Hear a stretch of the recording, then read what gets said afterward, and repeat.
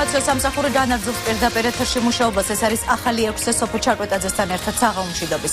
ვინ არიან რეალურად ის ადამიანები, რომელთა სახელები და გვარები შინაგან საქმეთა სამინისტრომ ცოტა ხნის წინ დაახმაურა და მათ კანონიერი ქურდები უწოდა.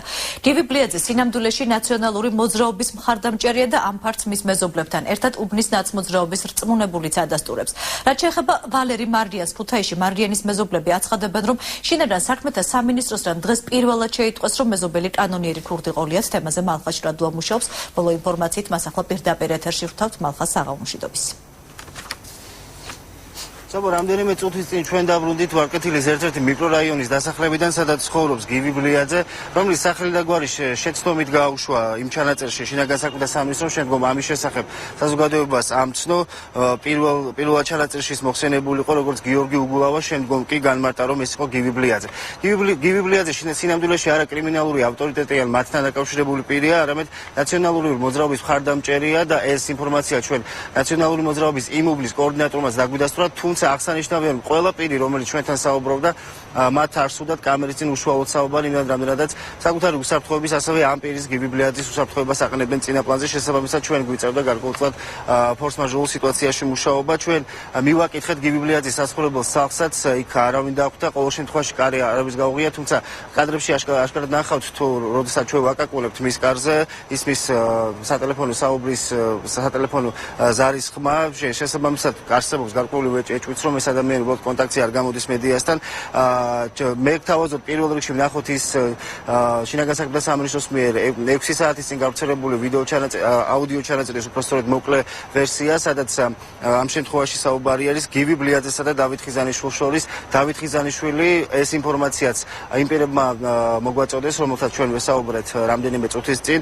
დავით ხიზანიშვილი ასევე არ გახლავთ ქურდული სამყაროს წარმომადგენელი და მისი მონათქვა სკაიპით არ მომხდარა რამდენიმე დღის წინ, როგორც ეს შინაგან საქმეთა სამინისტრომ დღეს განმარტა. ეს ინფორმაცია მოგვაწოდეს მისმა მეზობლებმა. უბრალოდ კიდევ ერთხელ ხაზს უსვამ, რომ ეს ადამიანები კამერის წინ არ საუბრობენ. ბიჭო, რა საკითხებ რა, ნაციონალები და შენ არა ნაციონალი და არის შენ. აბა რატო ახსენე ეს სიტყვები?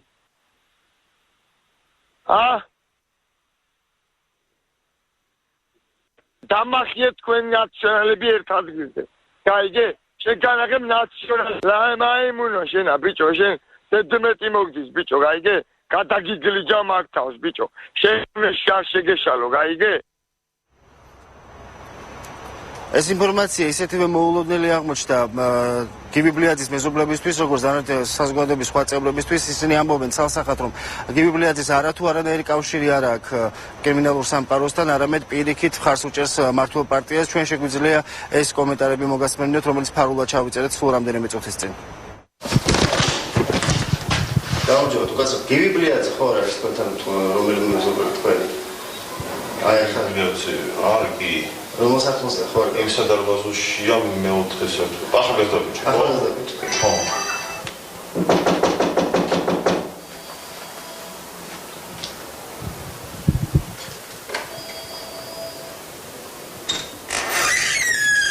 გივი ბლიაძე ხო არ ცხოვრობს აქ საქმეც რა? გივი ბლიაძე? დიახ.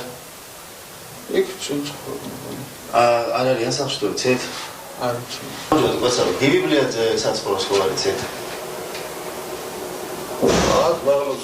მე პირადად არც მსმენია, არ თვითონ ამ ბინაში, ამ სახლში და არც ეზოში და არც მეორე მომენტი ამ აუდიო ჩანაწერში, როგორც წინა გამოშვებაში თქვენ მოისმინეთ, საუბრის ბოლოს შინაგან საქმეთა სამინისტროს ინფორმაციით დიალოგი იმართება ვალერი ხაბურზანიას შორის, ყოფილ უშიშროების მინისტრსა და ქართული ოცნების ერთ-ერთ წევრს გუბას ანეგიძეს შორის, რომელიც გახლავთ ასევე ქუთაისის მაჟორიტარი დეპუტატობის კანდიდატი. ოფიციალური ინფორმაციით გუბას ანეგიძე ვალერი ხაბურზანიას თხოვს რუსეთში ციხიდან ერთ-ერთი კანონიერი ქურდის გამოშვებას და ამის სანაცვლოდ თავაზობს სოლიდურ ფულად ანაზღაურებას. საუბარია ვალერი მარგიანზე. ჩვენ გავარკვიეთ, უпростоრად მეცხრე არხის ქუთაისის ბიურომ გაარკვია, რომ ვალერი მარგიანი არ გახლავთ კანონიერი ქურდი. ის მართალია იხდიდა საშუალო 1998-დან 2006 წლამდე რუსეთში ერთ-ერთ ციხეში, თუმცა ის ნამდვილად არ გახლავთ კანონიერი ქურდი. ეს ინფორმაცია მოგვაწოდეს მისმა მეზობლებმა. რაც შეეხება მის დღევანდელ მცდელობ მდგომარეობას, თუ სად არის ეს ადამიანი, მათივე ამ მეზობლებისა და მისი ახლობლების ინფორმაციით ის იმყოფება მოსკოვში, თავის ოჯახთან ერთად, რომელთანაც ერთად ცხოვრობს რამდენიმე წელია უკვე. ჩვენ ამ კომენტარებსაც პირველ რიგში გთავაზობთ იმ აუდიო ჩანაწერს, რომელიც გამოქვეყნდა შინაგან საქმეთა სამინისტროს მიერ და უკვე შემდგომ იმ ჩანაწერს, რომელიც ჩვენმა განმავლობა ჯგუფა განახორციელა გააკეთა ქუთაისში.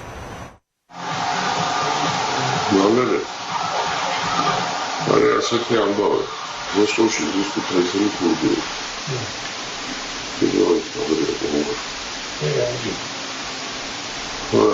What am I about to see? I am it's Hassan is going to see it. Mangere is great at so it's called you should just have it. But you know what's wrong with it, that's wrong. It's a shame to do it. No,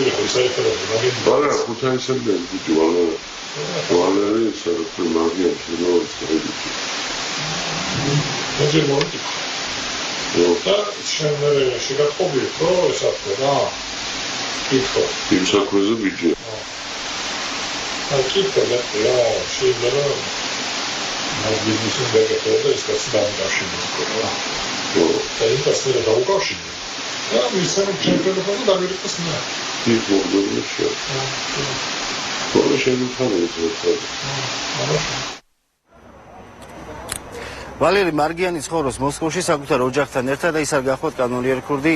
ამ შემთხვევაში ეს ინფორმაცია ჩვენ მოგვაწოდეს მისმა მეზობლებმა, რომლებიც ცხოვრობენ ქუთაისში.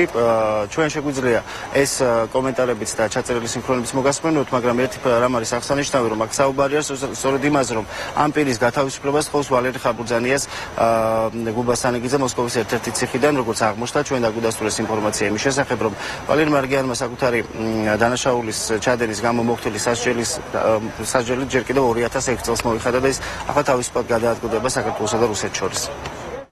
კი, კადრება, არავითარ ციხეში არა. ვალერი მარგიანი ამ წუთას ციხეშიაო? ჩვენ მოვიდით იმიტომ რომ ვიკითხოთ. არა, არავითარ ციხეში არ არის ხალხო, რა ის ციხეშია, რა უბედურებაა ეს რა. რას თითხნიან, რას ტყიპნიან ვერ გავიგე. ანუ თქვენ თავისუფლებაზეა ბატონო. და სხვადასხვა არავითარ ციხეში არ არის ვალერი მარგიანი საქმიანობს და კერძოდ ახლა რომელ ფირმაში მუშაობს და რა შვება ამას ვერ გეტყვით. ვალერი აქაურია. ცხოვრობს მოსკოვში. აქა ოჯახი. დედა და მამა აქ ანაყავდნენ და გაასვენა. მოვტენი ხალხი და ახლა იყო ბიჭი და წავიდა. ოქრო ადამიანია, მაგისთან ადამიანი ქვეყანას დებადა. დაახლოებით რამდენი ხნის წასული იქნება? ამ ზაფხულზე აქანაა. ნასამართლები როცა იყო ეგ დაახლოებით რომელი პერიოდია ხო არის? დაახლოებით ეს იყო 2006-ში გამოვიდა რა. 2006-ში გამოვიდა დაახლოებით იყო 2000 წლამდე რა დაახლოებით. 98-ში ასე 99-ში იქნება დაჯერ.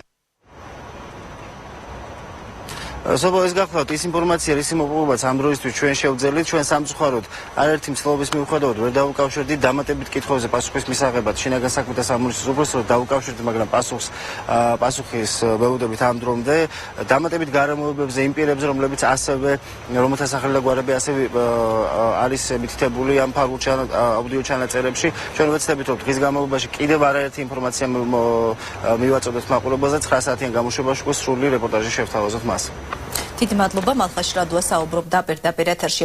მაშასე რა კავშირები ერთ ქართული ოცნების ლიდერებს ქურდულ სამყაროსთან რამდენიმე საათის წინ შინაგან საქმეთა სამინისტრომ აუდიო ჩანაწერი დაავრცელა. სამინისტროში ირწმუნებიან, რომ ეს არის სატელეფონო საუბრების ჩანაწერები, სადაც ტახი კალაძე და გუბა სანიტიძე ფიგურირებენ, როგორც სამინისტროში აცხადებენ. სანიტიძე შევარდნაძის დროინდელ უშიშროების მინისტრ ვალერი ხაბურძანიას ერთ-ერთი კანონიერი ქურდის ციხიდან გამოშვებას თხოვს და სანაცვლოდ ფულად ანაზღაურებას თავაზობს, რაც შეეხება კალაძეს. სამინისტროს ცნობით აუდიო ჩანაწერში ვლინდება კალაძის ახლო კავშირები უცხოეთში მყოფ რვა ქართველ კანონიერ ქურდთან.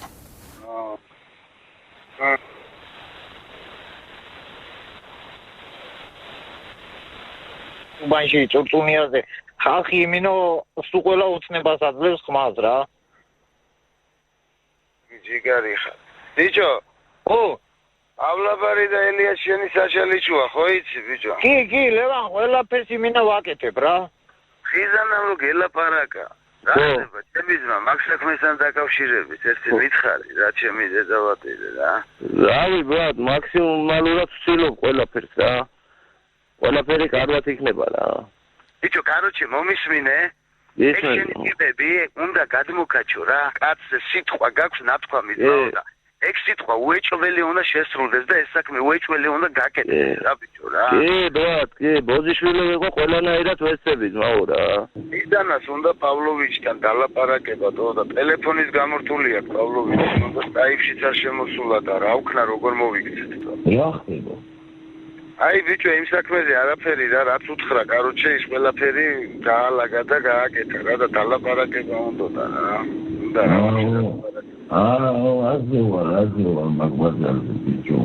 Короче, магазин системები უჭირთ ბიჭო რა, ის მარნეული და აზერების ბაზარი და вообще ახალციხე და короче რა. ის ნახე რომ გამოუშვი თორი ავტობუსი, ბიძინა ვაძახებინე. კი, ჯიგრულა, შენ შემოგევლოს ჩემი თავი, ჯიგრულა, აუ ყველაფერი საკაითო რა. მეც მაგას მომენატრებ რა, მალე მეგონი ნახავ რა და ბიჭო, вообще და ისეთი ბაზა პავლოვიჩი და სამშიო, короче ნუნდაშო, მენა თბილისში იქნებოდა. თუ წამოვიდა, წამოვიდა რა მაგინდა.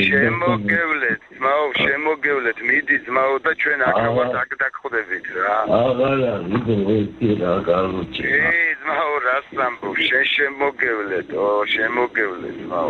ჯიგარი, ყველაფერი ჯიგრულად იქნება. დავაი კოჩნი რა.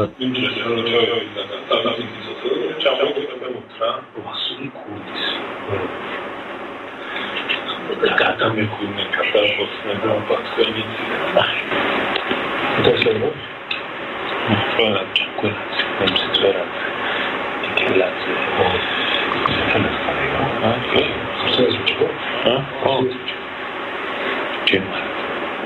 Πρώτ, σου διαμβόιο με την μοχόργα და იყო. წარმოდგენილი მასალები ფაბრიკაცია და მას რეალობასთან არანაირი კავშირი არ აქვს. ასეთ განმარტებას აკეთებენ სანიტიძე და კალაძე გავრცელებულ ჩანაწერზე, რაც შეეხება ქურდებს. კალაძე აცხადებს, რომ ქურდებს ნამდვილად იცნობს სააკაშვილის და მერაბიშვილის სახით დანარჩენი კი სისულელია.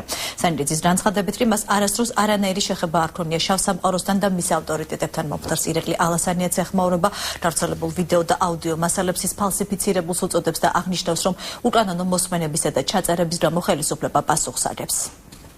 სისულელი ამაზე საერთოდ რა კომენტარი უნდა გავაკეთოთ, ეს არის უნიჩო სააკაშვილის და მერაბიშვილის დადეიშვილის ფაბრიკაციები, მე ზოგადად არანაირი კრიმინალებთან კავშირი და ქურდულ სამყაროსთან არ მქონია. ერთადერთი ვისთანაც მქონდა კავშირი კრიმინალებთან და ქურდებთან, ეს იყო მიხეილ სააკაშვილი, ადეიშვილი და მერაბიშვილი. სხვა კრიმინალ ქურდებთან არანაირი კავშირი არ მქონდა. ეს არის ფაბრიკაცია, სრული ფაბრიკაცია. ორჩა და გათავდა თავის მართლობას არ ვაპირებ. გავიცინო თუ მოვიღუშო, ისიც კი არ ვიცი. სააკაშვილი, უგულავა, მერაბიშვილი, კუდის თანამშრომლები ჩამოსხდნენ და ყველა მასალები ერთად, რაც კი უკანონო ჩაწერილი ჰქონდათ, დაიწყეს მათი დამონტაჟება და ამაზე მეტი რო ვერ მოიფიქრეს. ამაზე ასე ვთქვათ, უფრო გონიერები რო არ არიან, მე ძალიან სიამოვნებს და პირდაპირ გეტყვით. დამთავრებულია მათი საქმე. 1 ოქტომბერს გაფორმდება რეალურად ხალხის ნება და ყველა ეს საქმე უკანონო თვალის უკანონო ჩაწერების და ფაბრიკაციის იქნება გამოძიებული და ჩემს მიერ ჩამოთვლილი პირები წარსდგებიან სისხლის სამართლის პასუხისმგებლობა. საიდუმლო ინფორმაცია, რომელიც ქვეყნებს შორის იცვლება, არ შეიძლება საზოგადოებისთვის ღიად იყოს ნათქვამი საფრანგეთის საგარეო საქმეთა სამინისტროში ამ განცხადებას უკვე საქართველოში საფრანგეთის ელჩი აკეთებს. საუბარია მთავარი პროკურატურის მიერ გავრცელებულ ვიდეო მასალაზე, რომელზეც გოგა ხაინდრავა და კიდევ რამდენიმე პირია აღბეჭდილი.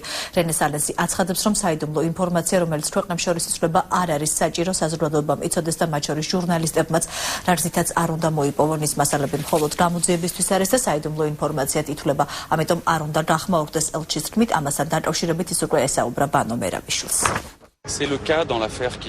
არსებობს ინფორმაციები, რომელიც არ არის საჭირო იყოს საზოგადოებისთვის ცნობილი და მათ შორის ჟურნალისტებმა რა გზითაც არ უნდა მოიპოვონ ეს ინფორმაცია, არ უნდა გაავრცელონ და პატივისცენ იმას, რომ ეს არის საიდუმლო ინფორმაცია. მე გუშინ მქონდა ხანგრძლივი შეხვედრა ბატონ მერაბიშვილთან და ეს არგუმენტები ავუხსენი, რაც მოგახსენეთ და გაგებით ეკიდება ჩემს მიწოდებულ არგუმენტებს. საფრანგეთი ისევე როგორც ევროკავშირის ყველა ქვეყანა საქართველოში მხარს უჭერს მშვიდობიანი არჩევნების ჩატარებას. რომელი პარტიაც არ უნდა იყოს, ეს არის ხალხის არჩევანი. გსურს, რომ პარლამენტი იყოს ხალხის მიერ არჩეული.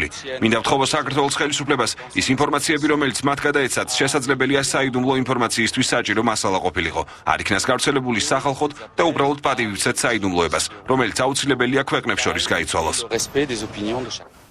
ელჩის განცხადებამდე ცოტა ხნით ადრე მთავარი პროკურატურის მიერ გუშინ ფარული ჩანაწერის გამოქვეყნების ბართ საფრანგეთის საგარეო უწყება გამოეხმაურა. სამინისტროს ოფიციალურ ვებგვერდზე ვკითხულობთ, რომ საფრანგეთი უკმაყოფილოა თბილისის გადაწყვეტილებით, რომელმაც ქართული ოპოზიციის, ქართულ დანაშაულებრივ სამყაროსთან შესაძლო კავშირზე გამოძიების მასალები დაასაჯაროვა. საფრანგეთის ხელისუფლებას ამაზე თანხმობა არ მიუწია. საფრანგეთის საგარეო საქმეთა სამინისტრო მასალების გამოქვეყნებას მოახლოებულ საპარლამენტო არჩევნებს უკავშირებს. საგარეო უწყების განცხადებით ამ საქმის გამოყენებამ შესაძლოა არჩევნების წარმატებით ჩატარებაზე იმუქმედოს, თუ გავითვალისწინებთ ბოლო დღეებში გავრცელებულ ინფორმაციას საქართველოს გამოსასწორებელ დაწესებულებებში წამების შესახებ. ფრანგული მხარე ასევე მოუწოდებს საქართველოს ხელისუფლებას უზრუნველყოს ხალხის ნების გამოვლენის მშვიდობიანი ჩატარება 1 ოქტომბერს. დიპლომატიური სტრუქტურები საფრანგეთისა და საქართველოს სამართალდამცავი სტრუქტურების ურთიერთობაში ჩართული არ ყოფილან ამის შესახებ იუსტიციის მინისტრის მოადრილე თინა ბურჯალიანმა დღეს გამართულ პრესკონფერენციაზე განაცხადა. ბურჯალიანის თქმით, დაკურებულია საფრანგეთის საგარეო საქმეთა სამინისტროს განცხადებით, ვინაიდან თანამშრომლობა ევროპული კონვენციის ფარგლებში განხორციელდა. კონვენციის მე-13 მუხლის სისხლის სამართლის საქმეებში ურთიერთდახმარებას არეგულირებს და სრულად შეესაბამება საერთაშორისო სტანდარტებს. საფრანგეთის საგარეო უწყებამ დღეს უკმაყოფილება გამოხატა ოფიციალური თბილისის გადაწყვეტილებაზე, რომელმაც ქართული ოპოზიციის გამოძიების მასალები დაასაჯაროვა. ჩვენ დაკვირვებული ვართ საფრანგეთის საგარეო საქმეთა სამინისტროს განცხადებით. საქმე იმაშია, რომ საფრანგეთის საგარეო საქმეთა სამინისტრო და საერთოდ დიპლომატიური სტრუქტურები საქართველოსა და საფრანგეთის სამართალდამცავ ორგანოებს შორის ამ თანამშრომლობაში ჩართული არც ერთ ეტაპზე არ ყოფილან.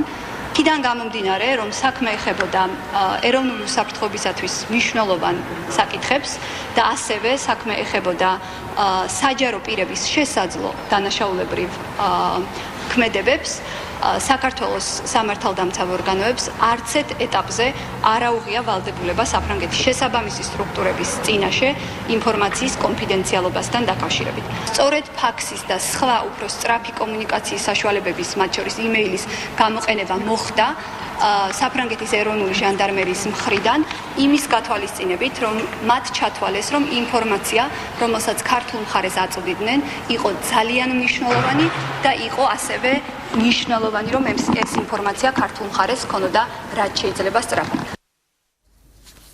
ახლა კი ის თემა, რამაც საფრანგეთის უკმაყოფილება გამოიწვია. 3 საათის განმავლობაში გოგა ხაინდრავას პოლიციაში ეკითხებოდნენ, იყო თუ არა ნამდვილად საფრანგეთში და შეხვდა თუ არა რევაზ ლორდ რიფანიძეს.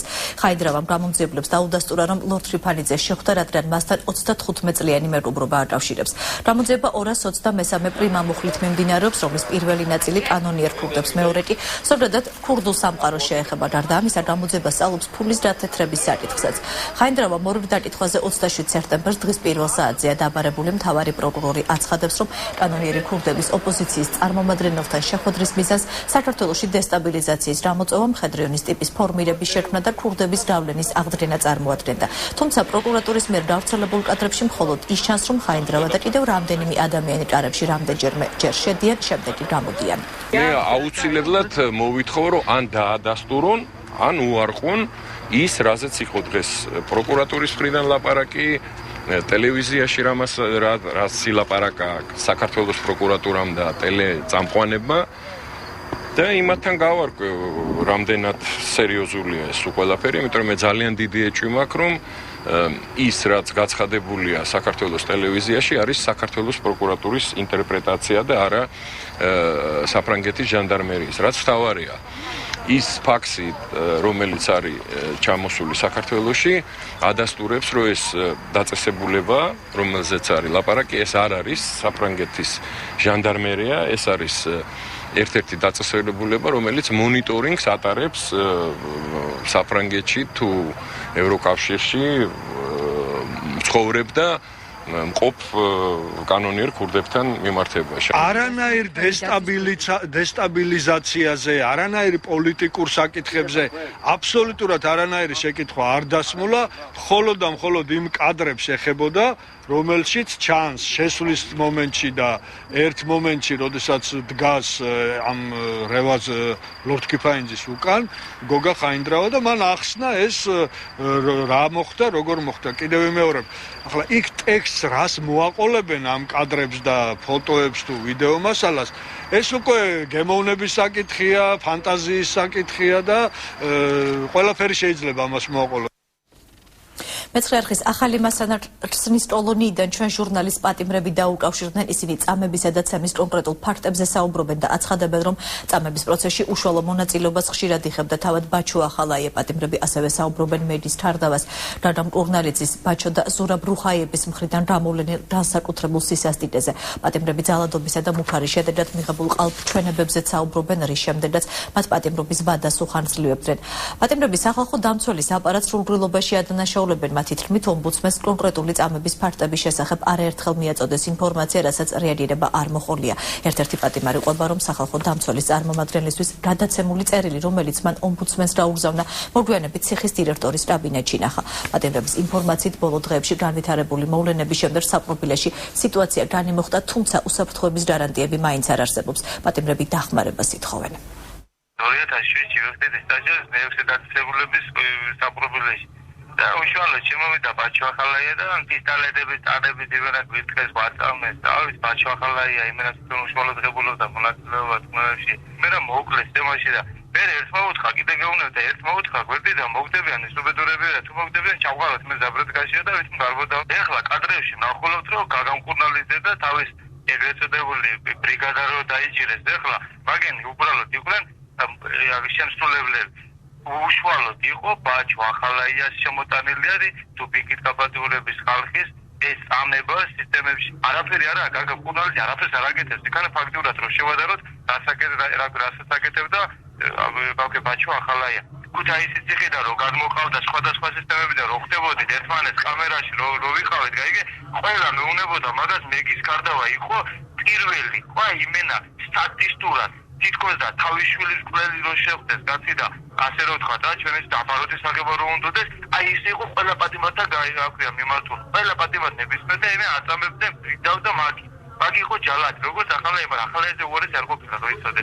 ადიოდენ ნახევარზე მე სახალხო დამცველს რამდენს ვეთქოდი, მე ვიდოდენ, ადიოდენ ზევით და მე უფროსი ჩამოდიოდან ცემდა იმენა. კერილი ერთხელ გავატანე, განცხადება საჩივარი. იტან და ზევით უფროსმა ზევით მანახა. თქვენ მიერ დაწერილი განცხადება, რომელიც მიაწოდეთ სახალხო დამცველის აპარატს, ციხის უფროსმა განახათ, ანუ? კი, ციხის უფროსმა მანახა. აი, ეგ ჩვენები არიან, ყველა თქვენ აი გამოგივართ, ყოიცით, აი ასე გვეუბნებოდა სიტყვასით. იქედან იწყებოდა ჩემი წამება ქუთაისის ციხიდან. უშუალოდ მაწამდა ბაჩო რუხაია და მისი ჯალათები. შემაგდებდნენ ბოქსებში, ფლორიან კარტელში, მაგდებდნენ თანამაგებით შევედი მანამდე იქ ვიყავი და უშუალოდ ბაჩო ახალაია, გაგამ კურნალიძე და ზურაბ რუხაია. რითიც დემემუქრენ. შენ ნამანაცემებს და იმ ფაქტებს თუ გაამჟღავნებ, დეგემატება სტროგი. ეს პირადად ბაჩო ახალაიამ გითხრათ? კი, ბაჩო ახალაიამ და გაგა კურნალიძე კიდევ ჩამწყო და უშუალოდ არიან კიდევ აგერ ბიჭები და 2007 წელს მე-6-ში პისტოლეტს როცემდა ბაჩო ახალაია იმენა. ახლა როგორ უშენდა რო არაფერს ამბობენ, ვიწონ არაფერს ვაში არ აქვს. ჩემ კამერაში მოხდა, გეიყვანენ ჩემი ძმაკაცი, გაუპატიურეს 20 დღე ყავდათ კარცელში ეს ქსანში ხდება 2012 წელს. მე 20 დღის მერე რო გადმოიყვანენ კარცელიდან, უშუალოდ ბიჭი ვერ ლაპარაკობდა, საერთოდ დათქმული იყო. და მე თქვი ბიჭო რა მოხდა, თქვი ამოიღე ხმა თქვა. ოდა ესე მითხრა, ბიჭო რა მოხდა, ოდა ასე დუბინკით გამოუბადიურესო. და დაგვემუქრენ იმენა სურათები დაგვიდე ჩვენ ოჯახები პროკურატურას რამეს ჩვენებასო. ვარეს გიზამთო რა. ორი თვის წინ გარდაცვლილი ყოფილი პატიმრის დედაშვილი სიკვდილში ციხის თანამშრომლებს ადანაშაულებს. აფხაზეთიდან დევნილმა მამუკა ბერულავამ 19-დღიანი პატიმრობის დროს უმძიმესი ტრამვები მიიღო, რის შემდეგაც ფსიქიკური აშლილობა დაეწყო, თავის ტვინზე ტისტა ჩამოუყალიბდა. შვილის დასათავისუფლებლად დედამ 3000 ლარი გადაიხადა, თუმცა ბერულავა ციხიდან სასტიკად ნაცემი გამოვიდა. 35 წლის დევნილის ისტორია ნახეთ ჩვენ სიუჟეტში. მამუკა ბერულავა 2010 წელს აფხაზეთის გავლით სენაკში დედის ავადმყოფობის გამო ჩავიდა. 20 წლის წინ აფხაზეთიდან დევნილი ახალგაზრდა იმ დროისთვის რუსეთის მოქალაქე იყო. იგი საზღვრის უკანონოდ გადაკვეთის ბრალდებით დააკავეს. ბერულავამ ზუგდიდის ციხეში მხოლოდ 19 დღე გაატარა, თუმცა ხანმოკლე პატიმრობის მიუხედავად იქიდან უმძიმესი ტრამვებით გამოვიდა. ეს მოკლე სახელოიანი მაიკა ეცვა, გაატყაული, გაძარცული, კისრიდან გაატყაული, ბოდიში ამ სიტყვაზე კუპალნიკამდე, სულ დაგლეჯილი, გაატყაული და კაპუტული. ანუ ნაცემი იყო თქვენ ამასაუბრეთ. ნაცემი იყო მაგარი და სულ ჭყილებით იყო ასე ის გაატყაული. დედა რა მოგივიდა მამუკა მეთქი და სულ ასე მეუბნა. დედა იხსენებს, რომ შვილს ციხეში მიღებული ფსიქოლოგიური ტრამვების გამო ესმოდა გაურკვეველი ხმები და მუდმივად ეშინოდა, რომ თავს დაესხმებოდნენ. მას თავის ტვინის კისტაც განუვითარდა. შვილის მძიმე მდგომარეობის შესახებ დედამ სახაზინო ადვოკატს აცნობა, თუმცა ამაოდ. როზეტა ზარქვა მისი დაცვის ქვეშ მყოფის გარდაცვალების შესახებ მეცხრე არხისგან შეიტყო. მე კონფიდენციალურობის პრინციპიდან გამომდინარე, ვერ დავარღვევ ხავატა და ვერც გასაუბრებასა და ვერც კომენტარებს ლაპარაკის ესეთი კონფიდენციალურობის. თქვენი ყავით, ქალბატონო როზეტა, თქვენი ყავით მამუკა ბერულავა. ის გარდაცვლილია, ქალბატონო, უკვე გარდაცვლილია, მან სიცოცხლე დაასრულა თვითმკვლელობით. ყოფილ პატიმარს ფსიქიატრიული მკურნალობა დასჭირდა, თუმცა 7 თვიანი მკურნალობის შემდეგ სიცოცხლე თვითმკვლელობით დაასრულა. მამუკა ბერულავა მე-4 სართულიდან გადახტა. აგერ შლოპანცები ეცვა თურმე ბინაში და იქიდან გადმოხდა და აგერ მიდევს მაგერ შლოპანცები და ის დაუწვია იქიდან და მაგას ეუბნება სასრაფოს დაუძახეო დაიკო კვდებიო და ეს სანამ სასრაფოს ნომერს ეძებს მივიდა მას ბალკონთან ეს შლოპანცები იქ დატოვა და ზემოდან გადმოხდა და იქ დალია სული. ლუიზა ჯოჯუა დღეს შვილის წამებისთვის პასუხს ზუგდიდის ციხესთან ითხოვდა, თუმცა ციხეში ამ კითხვებზე პასუხი არ აქვთ. როგორ არქისმენია, თორსა ასეთი ამბობი ხდებოდა და რა გინდა ეხლა, რა გიყო? ციხის უფროსზე ამბობენ და მის მოადგილეზე. ვერა ინფორმაცია. პატიმრების წამების ბართ კიდევ ერთხელ ეხმაურება კათოლიკოს პატრიარქი გუშინ დღის 4 საათზე მისი უწმინდესობის განცხადება დავრცელდა, სადაც ის რამდენიმე საკითხზე ამახვილებს ყურადღებას. პატრიარქის განცხადებით მან არაერთხელ გააფრთხილა საშიელ აღსრულების მინისტრი, ასევე სამინისტროს სხვა თანამშრომლები, რომ პატიმრები აღარ ეწამებინათ. ალბათ ეს არ იყო საკმარისი და ისინი მაინც არძელებდნენ ამ საშინელებას, აცხადებს პატრიარქი ვერაფრით ვერ გამართლდება ადამიანი, რომელიც ამას აკეთებს. ამბობენ, რომ იმართლებენ თავს ვის ამას აკეთებს, ვის სტანჯავს, ვის აწამებს. ისინი მკვლელებია, ისინი ცუდის გამკეთებლებია. მე არაერთხელ გავაფრთხილე ქალბატონი ქალმახელიძე, რომ დედობა გაუწია მეთქი პატიმრებს. პატიმრებს ნუ აწამებთ მეთქი. ხო, მე ყველაფერს ვაკეთებ, ძალიან ყოველი მათგანი მებრალება. ასევე სხვა თანამშრომლებს მევაფრთხილებდი, მაგრამ ეს ალბათ არ იყო საკმარისი. და ისინი მაინც აგრძელებდნენ და აგრძელებენ აი ამ საშინელებას. ვერაფრით ვერ გამართლდება ადამიანი, რომელიც ამას აკეთებს. და ეს არის დანაშაული და ცოდვა, უდიდესი ცოდვა წინაშე ღვთისა და უდიდესი ცოდვა ხალხის წინაშე. ახალი პატიმრები აპატიმრებენ გვინს აქტიურად ლაპარაკობს ამის შესახებ და მე მინდა მივმართო ჩემ ხელისუფლებას რომ ეს ხალხი უნდა გამოუშვოს ახლა დაპატიმრებულები და იმიტომ რომ ეს ქმნის ახალ ტალღას წინააღმდეგობას მტრობას ჩვენ არ ერთხელ ვთხოვეთ ხელისუფლებას რომ ნება დაერთო და მუდმივად აღნიშნა კაპელანები მოძღვრები ციხეში და ამაზე უარი გვეთქვა ინციდენტის სიღნაღში საარჩევნო კამპანიის დროს ნაციონალური მოძრაობის აქტივისტებმა ბიძინა ივანიშვილს სირცხვილის დერეფანი მოუწყოს და მის მანქანას ქვები და ბოთლები დაუშინეს. ნაციონალური მოძრაობის ერთ-ერთმა აქტივისტმა ქართული ოცნების ავტოკოლონაში მყოფ მანქანას მუშტი ჩაარტყა, რის შედეგადაც შუშა ჩაიმდრო, ახალგაზრდას კი ხელი დაეჭრა. სირცხვილის დერეფნის მოწყობაში აქტიურად მონაწილეობდა სიღნაღის მაჟორიტარი დეპუტატი ნურგზარ აბულაშვილი. მანამდე ინციდენტი ლაგოდეხის შესასვლელშიც მოხდა, სადაც ნაციონალებმა ივანიშვილი ალყაში მოაქცეს. ამ წუთებში ივანიშვილი სადარაჯოშია და მოსახლეობას კოალიციის საარჩევნო პროგრამას აცნობს. თემას მადონა ბატიაშვილი განაგრძობს პირდაპირ ეთერში. მადონა, მოგესალმებით. მოგესალმებით, მე ხლა ვიმყოფები საგარეჯოში, სადაც რამოდენიმე წუთის წინ დასრულდა ქართული ოცნების ლიდერის შეხვედრა მომრჩეველთან.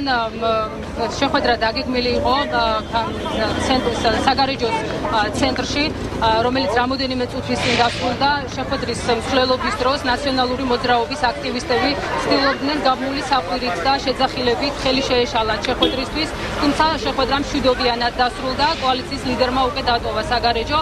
მანამდე ბიძინა ივანიშვილი სიღნაღში იმყოფებოდა. ნაციონალური მოძრაობის აქტივისტებმა მას არ მისცეს ქალაქის ცენტრალურ მოედნამდე მიახლოვების საშუალება, იქ სადაც დამონტაჟებული იყო სცენა. იმ დროს, როდესაც ქართული ოცნების ლიდერი უნდა მისულიყო ცენტრალურ მოედანზე მობილიზებული იყო ნაციონალური მოძრაობის აქტივისტების დაახლოებით 30-მდე მანქანა, ასევე სცენის მიმდებარე ტერიტორიაზე იმყოფებოდნენ გამგეობისა და სხვა სახელმწიფო ორგანიზაციის თანამშრომლები, რის გამოც ბიძინა ივანიშვილს არ მიეცა საშუალება მისულიყო ქალაქის ცენტრალურ მოედნამდე და შეხვედრამ გადაინაცვლა ქალაქის სხვა უბანში. იქ სადაც მოხდა ინციდენტი ქართული ოცნების წევრებსა და ნაციონალურ მოძრაობას შორის. ინციდენტის დროს არიან დაშავებულები, როგორც ქართული ოცნების წევრები, ასევე არიან ნაციონალების აქტივისტები. მათ აქვს სხვადასხვა დაზიანებები. ვრცელდება ინფორმაცია, რომ რამოდენიმე მათგანი გადაყვანილი იქნა საავადმყოფოში. შეხვედრის მსვლელობის დროს, ბიძინა ივანიშვილის მსვლელობის დროს ნაციონალური მოძრაობის აქტივისტებსა და ქართული ოცნების აქტივისტებს შორის მობილიზებული იყო პოლიცია. იმ დროს კი, როცა ბიძინა ივანიშვილის კოლონა ტოვებდა სიღნაღს, ნაციონალური მოძრაობის აქტივისტებმა მოუწყეს მას სირცხვილის დერეფანი და ერთ-ერთმა ნაციონალური მოძრაობის აქტივისტმა მისი ესკორტის თანხლებ მანქანას საქარე მინაც კი ჩაუმტვრია. ახლა ჩვენ შეგვიძლია მოვისმინოთ ბიძინა ივანიშვილის კომენტარი.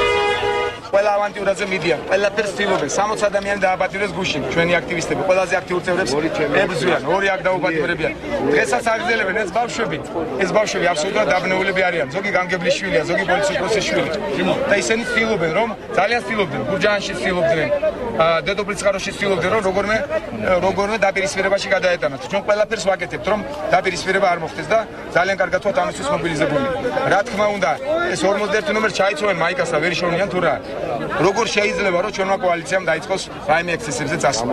არ დაიჯეროთ. არც ერთი ნორმალური ჟურნალისტი ამას არ დაიჯერებს. ნებართვა გაცემული იყო მოედანზე და ჩვენ შევთავაზეთ, რომ არა ნაციონალური მოძრაობის პარტიის ოფისის წინ აღემართათ ეს სცენა. ჩვენ შევთავაზეთ მოედნის მეორე მხარეს გაეკეთებინათ ეს. მათ პროვოკაციის მიზნით პირდაპირ ჩვენი ოფისის წინ განათავსეს ეს სცენა. არაფერი ხა ჩვენი პარტიული შტაბი გვაქვს, პარტია მოძრაობს და გვინდოდა პროვოკაციების თავიდან აცილება. შეერთებაზე პროვოკაციები თავიდან აგვეცილებინია და გადაგვეტანა ეს სცენა არა ჩვენი პარტიული ოფისის წინ, არამედ მოედნის მეორე მხარეს. საგარეჯოს და სიღნაღის გარდა დღეს ბიძინა ივანიშვილი დედოფლის წყაროში და ლაგოდეხშიც იმყოფებოდა. იგი შეხვდა თავის ამომრჩეველს და თავისი სამოქმედო გეგმა გააცნო. ასევე ის შეეხო განათლების, ჯანდაცვის და სოფლის მეურნეობის საკითხებს, რომელიც ძალიან მნიშვნელოვანი არის ამ რეგიონისთვის. ასევე ბიძინა ივანიშვილმა მოუწოდა ამომრჩეველს, რომ არ წამოეგონ ნაცმოძრაობის პროვოკაციებს და თავი შეიკავონ ყოველგვარი ინციდენტებისგან. გამარჯვებამდე სულ რამოდენიმე დღე დარჩა, განაცხადა ბიძინა ივანიშვილმა და მოუწოდა თავის ამომრჩევლებს, რომ თავი შეიკავონ ყოველგვარი ინციდენტისგან. ადონა ბატიაშვილი საუბრობდა პირდაპირ ეთერში. შვედური პრესა ქვეყნის საგარეო საქმეთა მინისტრის შტარ ბილდისა და საქართველოს ხელისუფლების ურთიერთობით ინტერესდება. გავლენიანი შვედური გაზეთი ავტონბილდათი აქვეყნებს სტატიას სათაურით შტარ ბილდმა საქართველოს თავისი PR კომპანიის კლიენტად არწია. სტატია მაშინდე გამოჩნდა, რაც საქართველოს ციხეებში არსებული მდგომარეობა გახდა ცნობილი. სტატიის თარგმანს ტვირის პალიტრა ავრცელებს, მასალაში მიანიშნება, რომ ბილდი საქართველოს ხელისუფლებისადმი უპირობოდ გამოცხადებული მხარდაჭერა შესაძლოა არც თუ უანგარო იყოს. სტატიის მიხედვით ბილდი 2004-2006 წლებში ცნობილი PR კომპანიას მართვის დირექტორად მუშაობდა, რომლის კლიენტთა სიაში არა მხოლოდ დიდი საწარმოები, არამედ სხვადასხვა ქვეყნის მთავრობებიც ირიცხებოდნენ. სტატიის ავტორი წერს, რომ ერთ-ერთი ქვეყანა, რომელიც მათ მომსახურებას იყენებდა, საქართველოც იყო. ავტორი აღნიშნავს, რომ ამ კომპანიასთან საქართველოს ხელისუფლების ურთიერთობა უკავშირდება ტარო ბილდს, რომელსაც კომპანიიდან წამოსვლის შემდეგაც არ შეუწყვეტია სააკაშვილის მთავრობის ლობირება. სტუდენტური საპროტესტო მსვლელობა თბილისში ივანე ჯავახიშვილის სახელმწიფო უნივერსიტეტთან შეყრებილი სტუდენტები სახელმწიფო კანცელარიის მიმართულებით დაიძრნენ. მთავარი მოთხოვნა და ლოზუნგია არ გაყალბდეს არჩევნები. ეს მსვლელობა სტუდენტთა საკოორდინაციო ჯგუფის მიერ არის ორგანიზებული. სტუდენტებთან ერთად თორმეტ კვარენჩხელაძე იმყოფება, მას ახლა პირდაპირ ეთერში ვრთავთ. თორმეტ კიდევ ერთხელ მოგესალმები. დაახლოებით ნახევარი საათის წინ სტუდენტებმა უკვე საკუთარ მოთხოვნებს წერილობითი სახე მისცეს და აქ მთავრობის სახლში კანცელარიაში მოიტანეს. სტუდენტების მთავარი მოთხოვნა არის, რომ დაისაჯოს ყველა ის ადამიანი, ვინც მონაწილეობდა პატიმართა წამებაში, ასევე ის პირები, ვინც ეს ყველაფერი შეუკვეთა. სტუდენტები ასევე მოითხოვენ, რომ არჩევნები არ გაყალბდეს, წინააღმდეგ შემთხვევაში ისინი ამბობენ, რომ 5 მაგი რაოდენობით გამოვლენ ქუჩაში. ეს არის ის ძირითადი მოთხოვნები, რომელიც დღეს სტუდენტებმა ხელმოწერის სახით დააფიქსირეს და დოკუმენტის სახით უკვე შეიტანეს სახელმწიფო კანცელარიის შენობაში.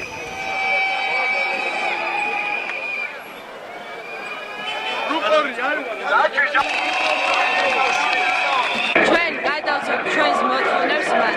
ეს მოთხოვნები მოკლედ რომ ჩამოგიყალიბოთ. პირველი არის დაისაჯოს ყველა ის ადამიანი, რომელმაც შეურაცხყოფა მიაყენა ჩვენს პატიმრებს. პატიმრები არიან ჩვენი საზოგადოების წევრები. ჩვენ ვართ მოვალენი, რომ ისინი დავიცვათ. ჩვენ გზნობთ მათ ტკივილს. მეორე და ძალიან მნიშვნელოვანი მოთხოვნა არის, რომ საზოგადოებამ უკვე დაკარგა ჩვენი ხელისუფლების იმედი. იმიტომ რომ მათ ძალიან ბევრჯერ დაგვატკინეს, ძალიან ბევრჯერ შეგვურაცხყვეს.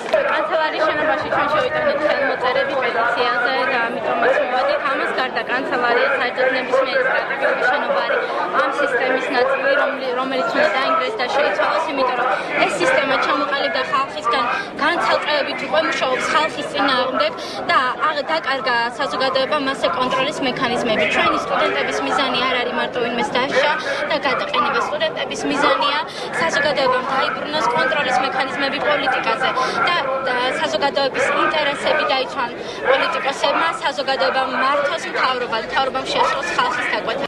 როგორც უკვე კადრშიც ხედავთ, აქ უკვე სტუდენტები აღარ არიან, მათი დღევანდელი აქცია დასრულებულია, თუმცა სტუდენტები ამბობენ, რომ მათი აქტივობა მომავალშიც გაგრძელდება და ისინი იბრძოლებენ მანამდე, ვიდრე არ იქნება თითოეული ადამიანი დასჯილი, ვინც მონაწილეობა მიიღო პატიმართა წამებაში. სტუდენტები როგორც აცხადებენ, მათი მთავარი მიზანი არის ის, რომ შეიქმნას ისეთი ხელისუფლება, რომელიც შეასრულებს იმ დაკვეთას, რაც ხალხს უნდა. ასევე ისინი აპირებენ, რომ მათი აქტივობა მანამდე გაგრძელდეს, ვიდრე ყველა ის პიროვნება არ იქნება დასჯილი, ვინც მონაწილეობდა პატიმართა წამებაში. და ასევე დამკვეთებზეც არის საუბარი. ეს იყო ძირითადი მოთხოვნები, რომელიც დღეს სტუდენტებს ჰქონდათ. კიდევ ერთხელ შეგახსენებთ, რომ მათი აქციები მომავალშიც გაგრძელდება. დიდი მადლობა იყო თორმეტ კვერენჩხელაძემ მსვლელობად დღეს ქართულმა სპორტულმა საზოგადოებამაც დამართა მათ ციხეებში პატიმართა წამების ფაქტები გააპროტესტეს. ვეტერან და მოქმედ სპორტსმენებს, რომლებმაც სპორტის სამინისტროს, რაგბის კავშირის, ფეხბურთის ფედერაციისა და ბალავანთა კლუბის მიმდებარე ტერიტორიაზე შეტყობა 3 საათისთვის დაიწყეს, ქართული სპორტის კომანდები შეუერთდნენ არცია ჭავჭავაძის პროსპექტზე მსვლელობით დარძალდა და უნივერსიტეტის პირველ კორპუსთან გადაინაცვლა, სადაც სპორტსმენებმა სტუდენტებს სოლიდარობა გამოუცხადეს, რის შემდეგაც გაერთიანებული საპროტესტო კოლონა სახელმწიფო კანცელარიის შენობისკენ დაიძრა.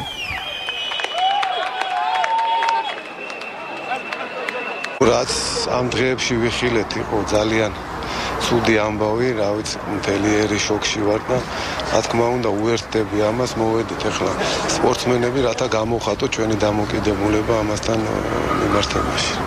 ორგანიზაცია ქართული სპორტის კომაგები უერთდებით ამ საყოველთაო პროტესტს. დღევანდელ დღეს სპორტსმენებმა გადაწყვიტეს, რომ მოეწყოთ მშვიდობიანი მსვლელობა სპორტის სამინისტროდან. ჩვენც რა თქმა უნდა უერთდებით იმ ადამიანებს, რომელსაც წლების მანძილზე ვქომაგოთ და მიზეზეჭილნილად ჩავთვალეთ, რომ მათ გვერდით დავდგეთ, მათ გვერდით მივიღოთ მონაწილეობა ამ მსვლელობაში და ესე გამოხატოთ ჩვენი პროტესტი აღნიშნულ ფაქტებთან დაკავშირებით.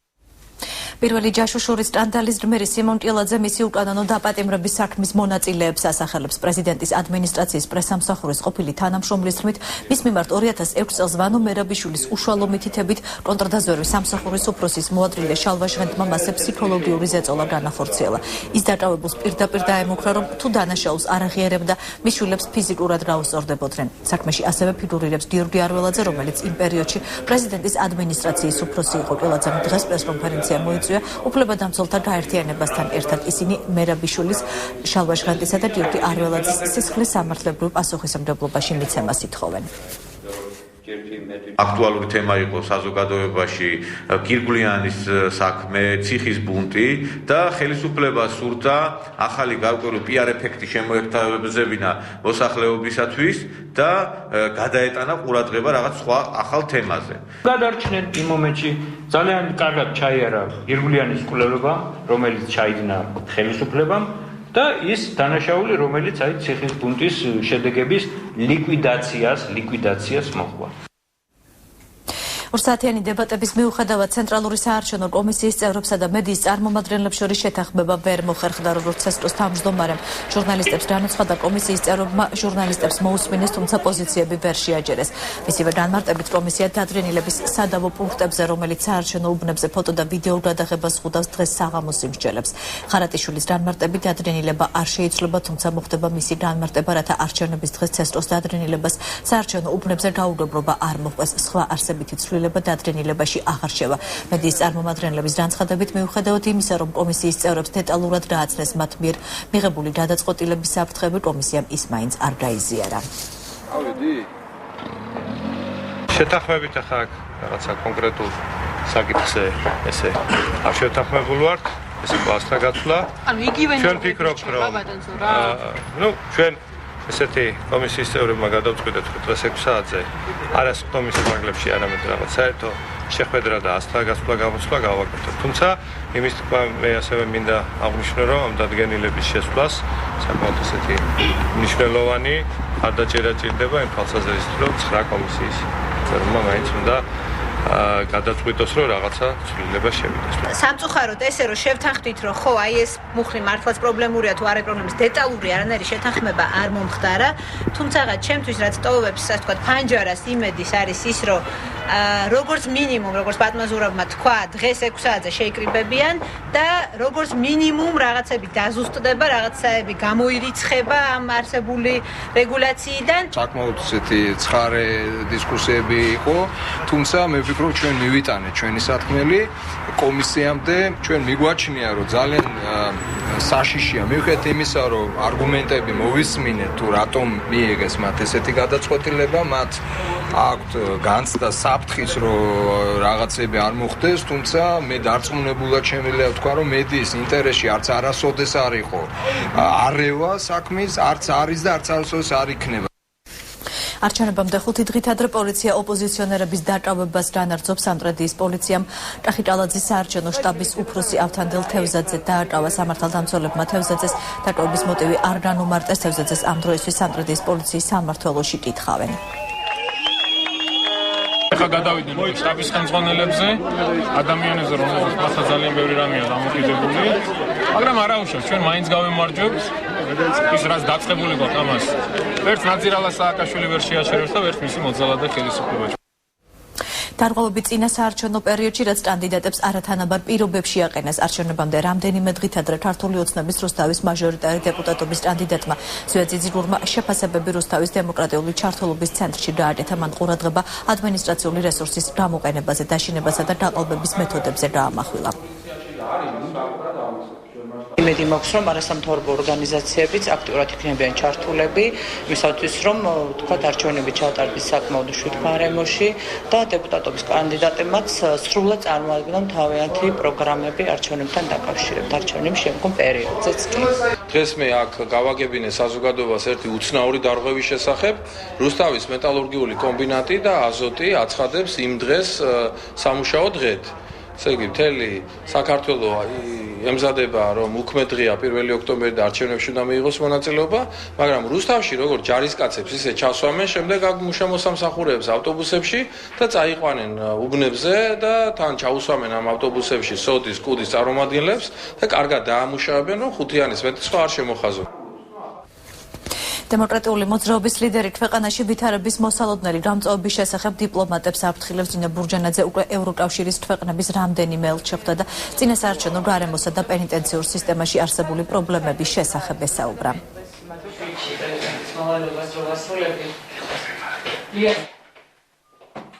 ძალიან მნიშვნელოვანია ის, რომ მათ იცოდნენ ჩვენი პარტიის პოზიცია, თუ რატომ არ მივიღეთ ჩვენ არჩევნებში მონაწილეობა და ცხადია მე ვსაუბრობ იმ საკმაოდ მძიმე ვითარებაზე, რომელიც არის მოსალოდნელი, ვსაუბრობ იმაზე, რომ არჩევნები დღეს უკვე გაყალბებული აქვს ნაციონალურ მოძრაობას, საერთაშორისო თანამეგობრობამ კარგად იცის, რომ არჩევნები არ არის მხოლოდ არჩევნების დღე, არჩევნების თავისუფალი და სამართლიანი ჩატარება ნიშნავს იმას, რომ არჩევნების დღეს წინ უსწრებს თავისუფალი და სამართლიანი გარემო. ასევე მე ძალიან კარგად ვიცი იმ ვიდეო მასალების და ვითომ ფარული ჩანაწერების და ვითომ მოსმენების ფასი, რომელიც როგორც წესი არის ხოლმე უმეტეს შემთხვევაში ან ფალსიფიცირებული, ან კონტექსტიდან ამოგლეჯილი და ასე შემდეგ და ბუნებრივია მე ამაზეც ვამახვილებ ყურადღებას, იმიტომ რომ ეს არის ის არანორმალური გარემო, რომელშიც პოლიტიკური ბრძოლა პრაქტიკულად უმძიმეს ეტაპზე გადადის. ძალიან შეშფოთებულია პატრიარქი და ძალიან წუხს ქვეყანაში არსებულ ვითარებასთან დაკავშირებით. უკიდურესად არის ის შეძრწუნებული იმ კადრებით, რაც ჩვენ ყველამ ქართულმა საზოგადოებამ ვიხილეთ და ძალიან უჭირს უბრალოდ იმ აზრთან შეგუებაც კი, რომ ასეთი რამ ხდებოდა საქართველოში. ეს იყო ბოლო ინფორმაცია, ზუსტად 7 საათზე ნახეთ ახალკაცის მატრიცა. მეტი ამით გემშვიდობებით, მადლობა რომ გიყურებთ ახალგაზრდას.